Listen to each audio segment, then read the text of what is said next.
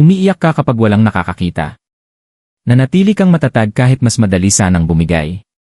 Bilang isang Pisces, damang-dama mo ang lahat, ang mga salitang hindi nasabi, ang mga pagtataksil na hindi inamin, ang pagmamahal na ibinigay mo ng buo pero hindi na ibalik. At sa mahabang panahon, parang hindi patas ang lahat. Bakit tila laging sinusubok ng buhay ang pinakamaamong puso sa silid?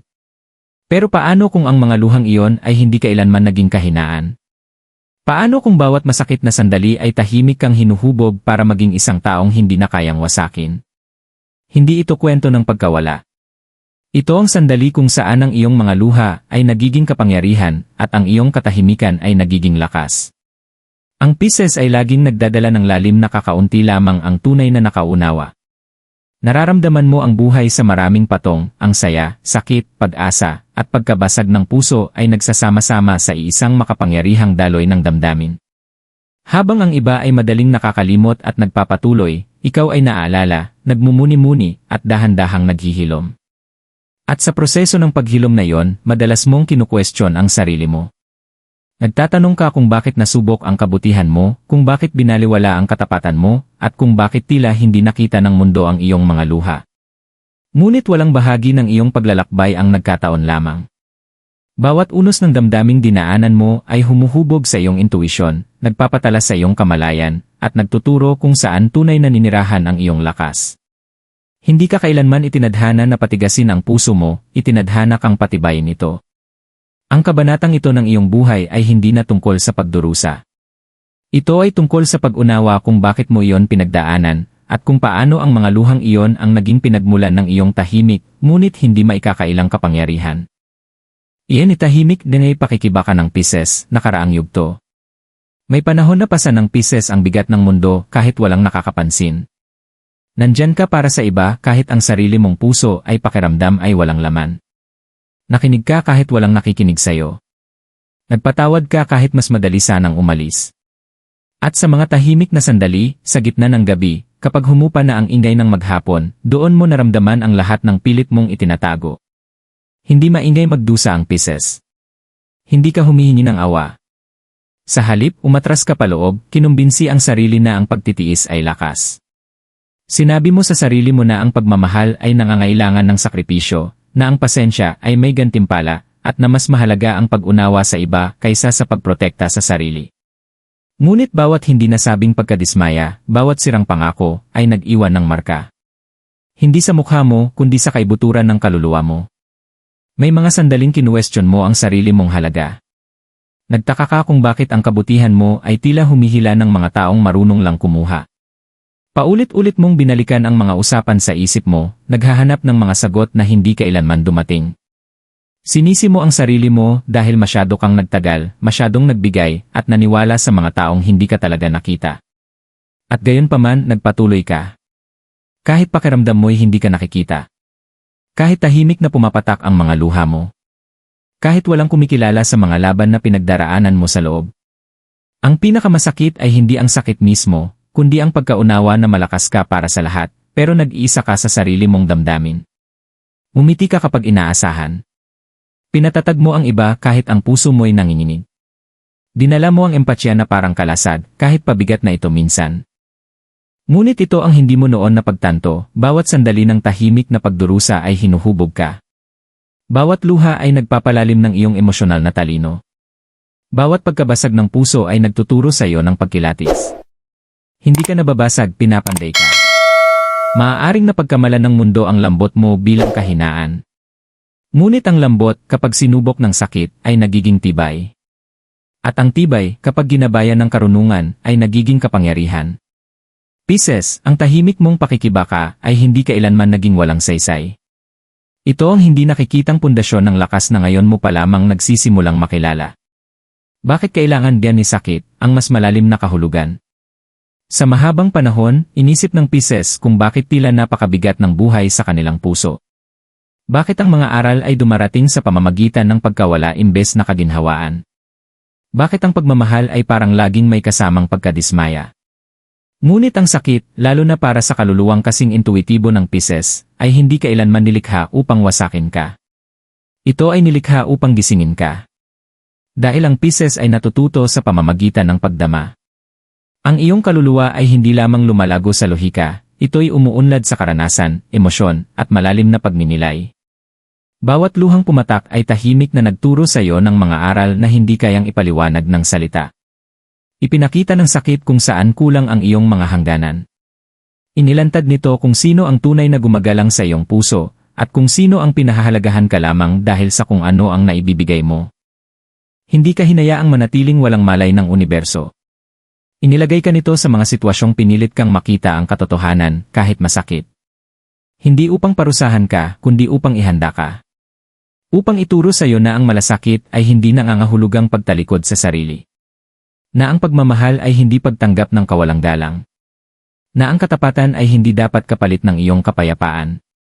Bawat emosyonal na pagsubok ay pinatalas ang iyong intuisyon. Dahan-dahan, halos hindi mo namamalayan, nagsimula kang makaramdam ng pagbabago bago pa ito mangyari.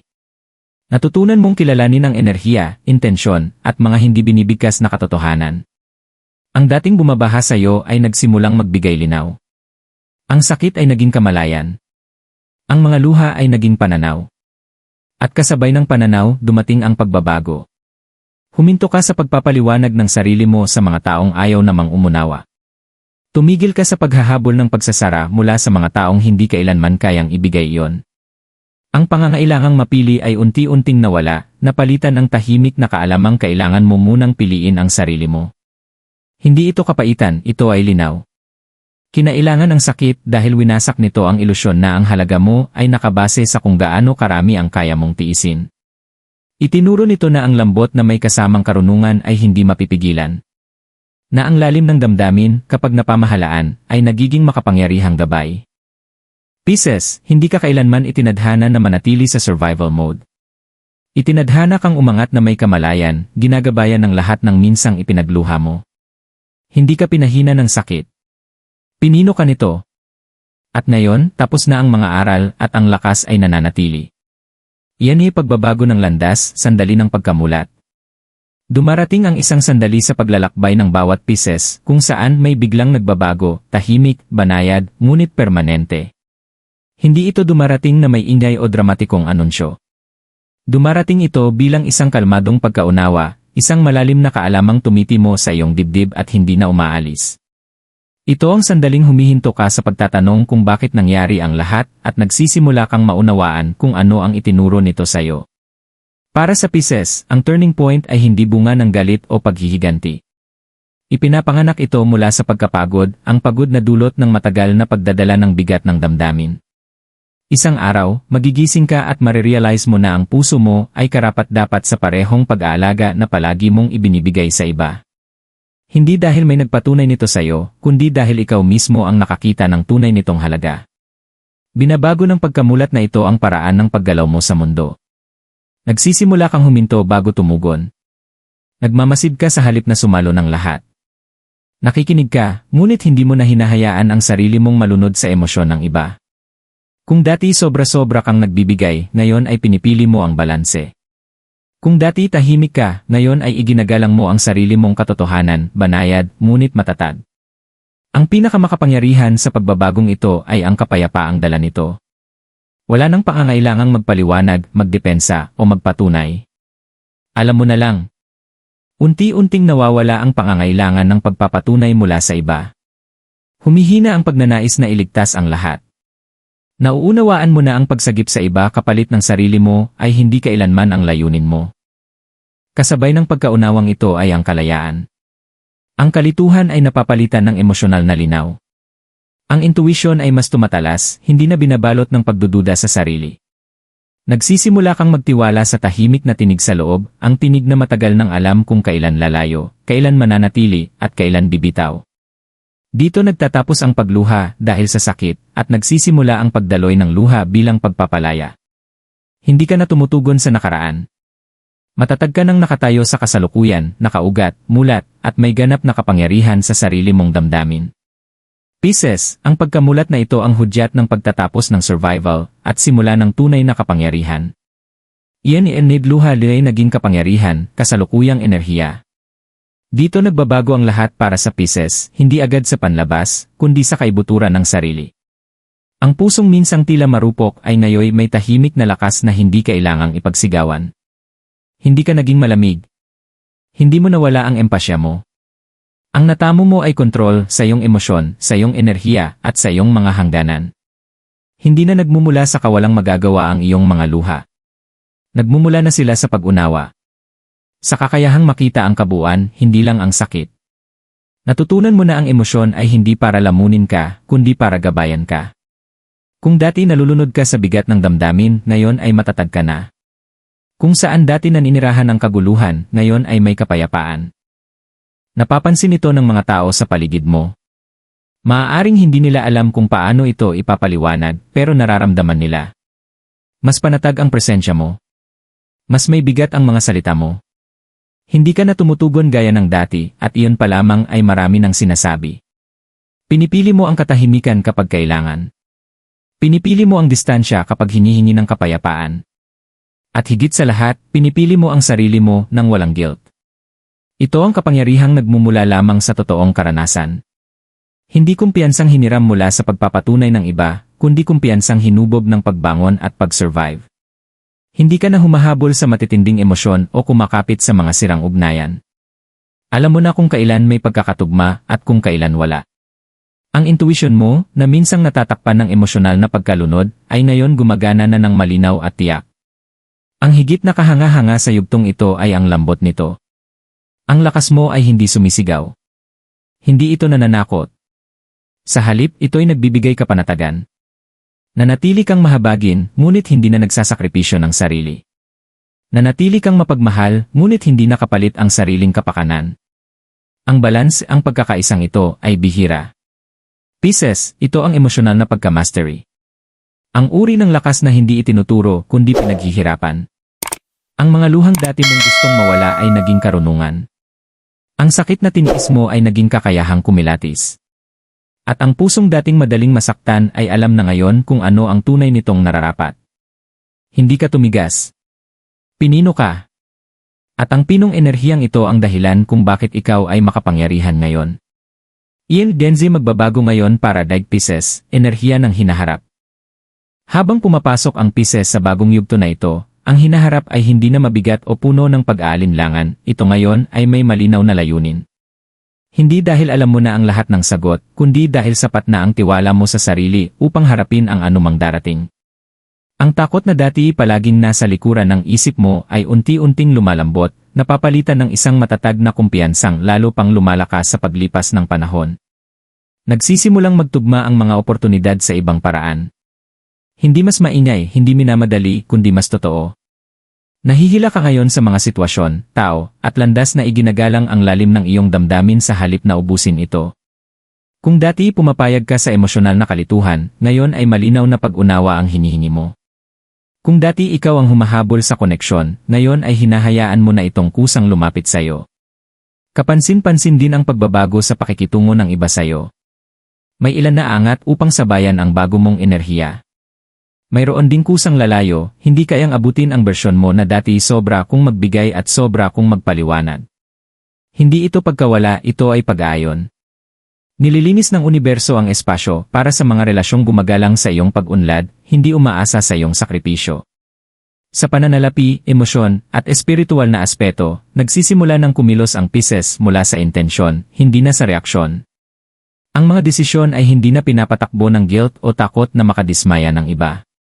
Ginagabayan na sila ng intuisyon at paggalang sa sarili. Ipinupuhunan mo ang enerhiya mo sa mga bagay na nagbabalik ng kapayapaan, hindi pagkabalisa. Higit sa lahat, tumitigil ka na sa pagmamadali ng sarili mong paghilom. Nauunawaan mo na ang paglago ay hindi nangangailangan ng presyon, kailangan nito ng pasensya. Ang hinaharap ay unti-unting nagbubukas sa bilis na tugma sa ritmo ng loob mo.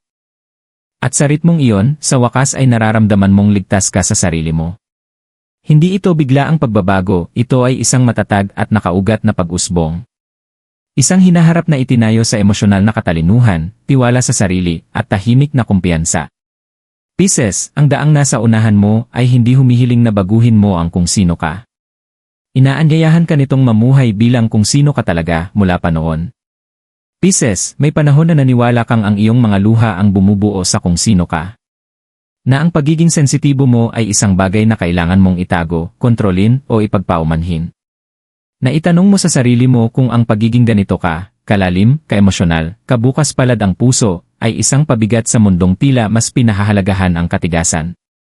Ngunit ngayon, nakikita mo na ang katotohanan, ang mga luha mo ay hindi kailanman naging kapintasan. Sila ang wika ng isang makapangyarihang kaluluwang natutong mabuhay, umunawa, at bumangon. Bawat sandaling nasaktan ka sa katahimikan ay may saysay. Bawat gabing kinuwestiyon mo ang sarili mo ay may saysay. Hinubog nila ang iyong intuisyon, pinatalas ang iyong kamalayan, at itinuro sa iyo ang mga aral na hindi kailanman maibibigay ng madaling landas. Hindi mo nawala ang sarili mo, natagpuan mo ito. Dahan-dahan, masakit, ngunit totoo. Ngayon, dinadala mo ang iyong emosyon ng may dignidad. Hindi ka na natatakot makaramdam ng malalim dahil pinagkakatiwalaan mo na ang sarili mong kakayahang pangalagaan ito. Bukas pa rin ang puso mo, ngunit ngayon ay pinoprotektahan na ito ng karunungan. Nagmamahal ka ng malaya, ngunit may kamalayan. Nagmamalasakit ka ng buo, ngunit hindi mo na iniiwan ang sarili mo. Ang balansing ito ang iyong regalo. Maaaring hindi kailanman lubos na maunawaan ng mundo ang pinagdaanan mo at ayos lang iyon. Hindi kailangan ng pagkilala ng iba para umiral ang iyong kapangyarihan. Nabubuhay ito sa iyong katahimikan. Sa iyong mga hangganan. Sa iyong matatag na paggalang sa sarili. Pisces, ang iyong mga luha ay naging mga diamante. Ang mga bagay na minsang nanakit sa iyo ang ngayon ay nagpapalakas sa iyo. At habang nagpapatuloy ka, tandaan mo ito, walang bahagi ng iyong nakaraan ang nasayang. Lahat iyon ay naghahanda sa iyo para sa sandaling ito, kung saan ang lambot ay nagiging lakas, at ang tahimik na tibay ay nagiging kapangyarihang hindi matitinag. Hindi ka na nagiging malakas. Malakas ka na.